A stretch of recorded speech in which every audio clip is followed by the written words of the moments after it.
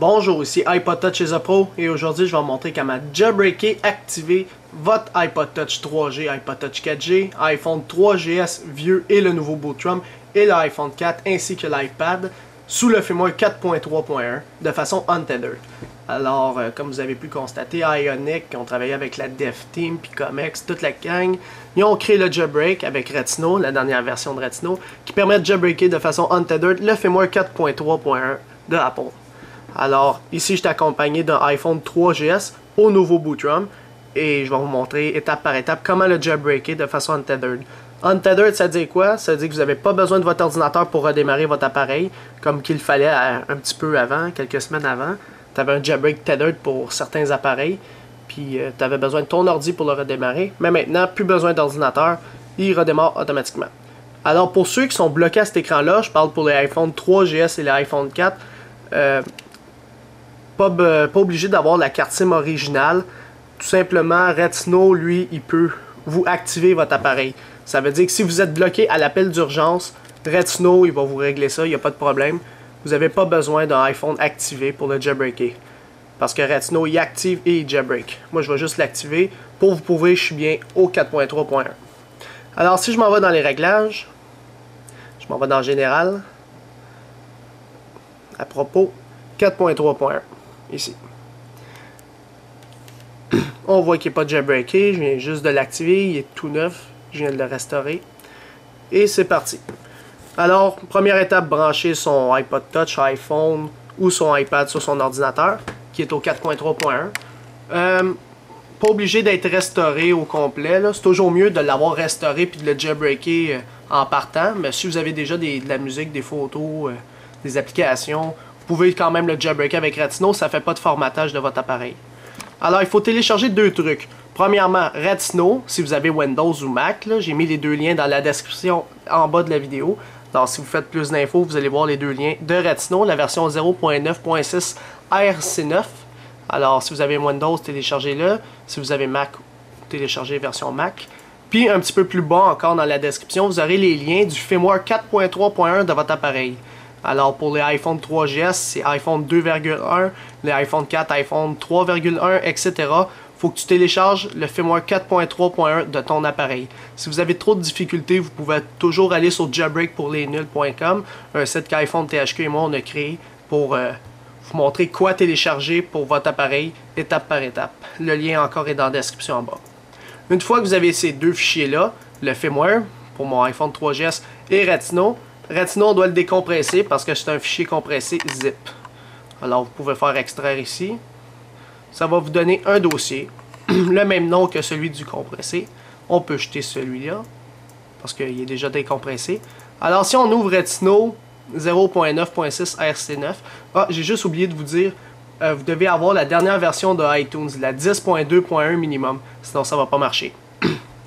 Vous aurez plusieurs fichiers. Alors, le Retino qui est ici, pour éliminer les risques de bugs, faites un clic droit, faites Propriété, dans Compatibilité, cochez Exécuter ce programme en tant que compatibilité, puis là vous allez cocher ça, vous allez mettre Windows 98. Parce qu'il y en a que ça bug à uploading RAM disk, puis en faisant ça, ça va empêcher de bugger. Alors ici mon firmware, puis on exécute Retino.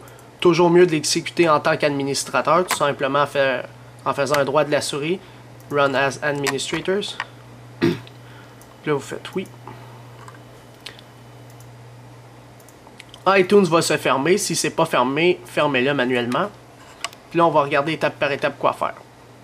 Alors là, vous devez cliquer sur Browse pour aller chercher le firmware que vous avez téléchargé de votre iPhone ou iPod Touch ou iPad. En passant, cette vidéo-là ne jailbreak pas les iPad 2.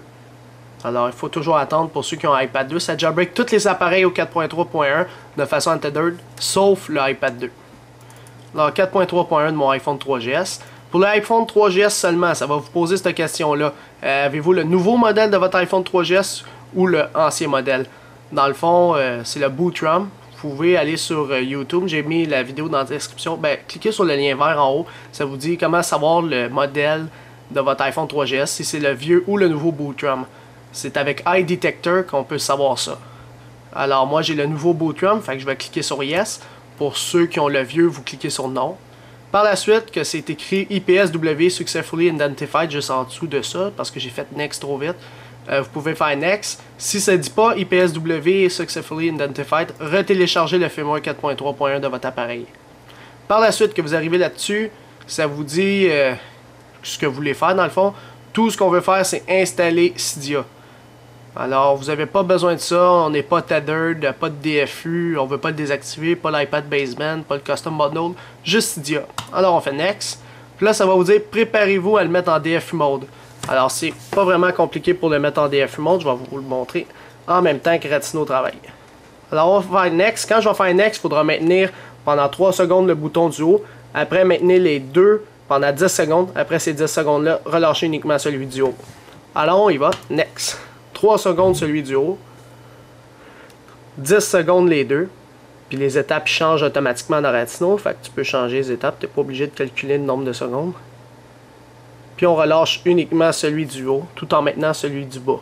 Autrement dit, tu lâches jamais celui du bas. Jusqu'à temps que Ratino ait détecté ton appareil. Il l'a détecté, je peux le lâcher. On va le mettre ici, mon iPhone. Alors là, il va attendre qu'il redémarre. Ne jamais débrancher votre appareil. On va faire un écran blanc. Puis c'est ça que je parlais. Pendant ce uploading RAM disk là, il buguait à peu près à moitié. Puis ça, si ça bug à peu près à moitié pour vous, refaites ce que je vous ai dit. Si ça veut dire que vous ne l'avez pas fait, mettez-le en mode compatibilité Windows 98. C'est vraiment important, sinon ça ne va pas marcher. Une fois que c'est fait, Ratino il va vous dire Done. Alors cliquez sur Finish. Et votre iPhone ou iPad ou iPod Touch va commencer à se jailbreaker. Alors là, je vais faire pause la vidéo parce que ça va prendre 2-3 minutes à peu près. Alors dès que votre jailbreak est terminé, que votre iPhone ou iPod est redémarré, refaites play à la vidéo et on va continuer. Alors je fais pause. Alors mon iPhone il a fini de se jailbreaker, mon 3GS nouveau boot ROM. Alors si je le déverrouille, on va le connecter à un réseau sans fil. Parce que pour ouvrir Cydia, il faut être connecté en Wi-Fi. C'est un peu ça qu'il faut faire pour qu'il load tous les derniers packages. Et voilà, une fois qu'il est connecté en Wi-Fi, Cydia va être dans la deuxième page. Vous allez l'ouvrir. Il va commencer à préparer les fichiers système. Donc ça va vous marquer Cydia will exit when complete. Fait qu'on laisse ça travailler. Ça va fermer Cydia. Puis par la suite, il faudra le réouvrir. Décider quel groupe qu'on veut être. Un utilisateur normal, un développeur ou un hacker. Il faut juste le laisser travailler. Puis après, je vais vous prouver comme quoi qu'on peut redémarrer son appareil, l'éteindre, le rallumer, pas besoin d'ordinateur. Alors, c'est ici, je retourne dans Cydia. Alors, qui êtes-vous, un user, un hacker ou un développeur? Vous dites user, tout simplement. Puis là, il va commencer à downloader tous les packages. Alors, il faut juste le laisser travailler. Ça va vous dire quel fichier SHSH de votre appareil est sauvegardé. 4.3.1 devrait arriver bientôt, là. Parmi la liste en haut.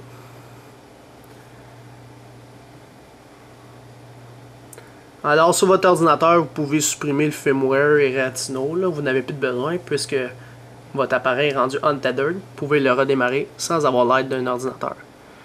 Alors là, il va faire reloading data, vous aurez peut-être des mises à jour, si vous n'avez pas tant mieux, c'est-à-dire que leur Cydia a été updaté à la dernière version. Si on s'en va dans Manage, dans Source, ajouter ma source si vous voulez, iPod Touch is pas, là c'est apt.iPodTouch.org. Là-dessus, vous pouvez avoir plusieurs applications telles que aussi le thème Insane Color de la maman de l'iPhone. Insane Color HD. Ça ressemble à ça si je monte mon iPhone 4. Là, je le déverrouille. Ça ressemble à ça. Insane Color HD. Tu mets tes...